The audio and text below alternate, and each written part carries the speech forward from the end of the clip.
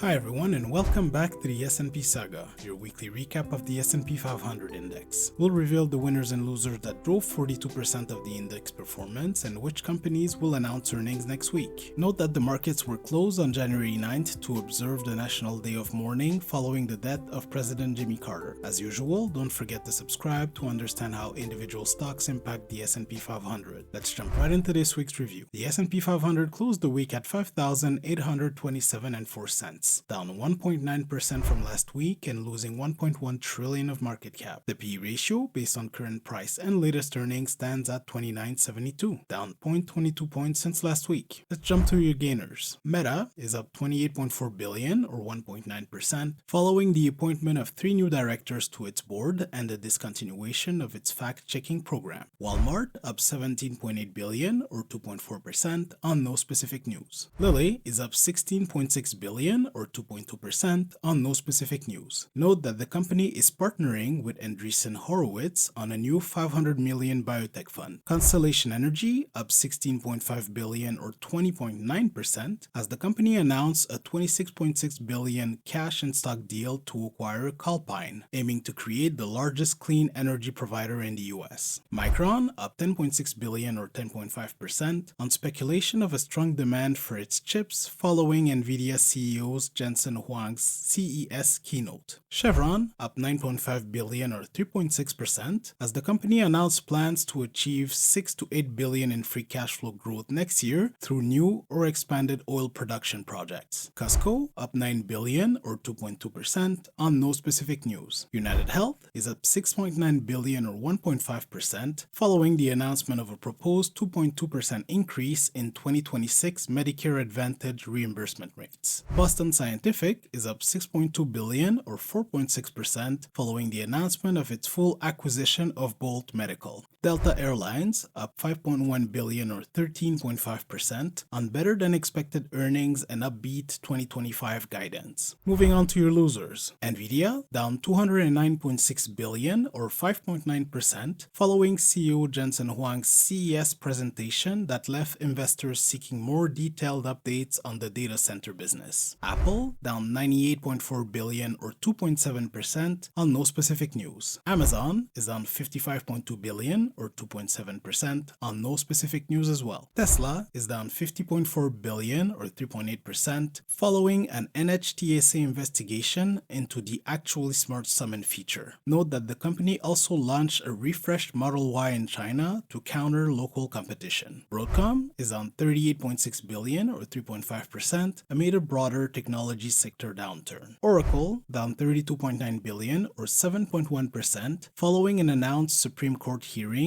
on a potential TikTok ban, which could impact Oracle's cloud services for TikTok. Microsoft down 32.7 billion or 1% on no specific news. Palantir down 28.8 billion or 15.8% as insiders and high-profile funds sold part of their stake. The company was also downgraded by Morgan Stanley. Berkshire Hathaway down 23.9 billion or 2.4% on no specific news. Netflix down 18.5 billion or 4.9% on no specific news as well. This week, there were no changes announced to the S&P 500. Q4 2024 earnings will kick off this week on January 15th. 3 members released earnings last week and 503 companies are left to report. 20 S&P 500 members will release earnings during the week ending January 17th, 2025. And the most interesting will be JPMorgan, Wells Fargo, Goldman Sachs, BlackRock, and Citigroup on January 15th. UnitedHealth, Bank of America, and Morgan Stanley on January 16th. Which company do you think will top the list next week and why? Let us know in the comments below and subscribe to our weekly updates. To find out why Nvidia and Meta were up last week, you should watch this video next.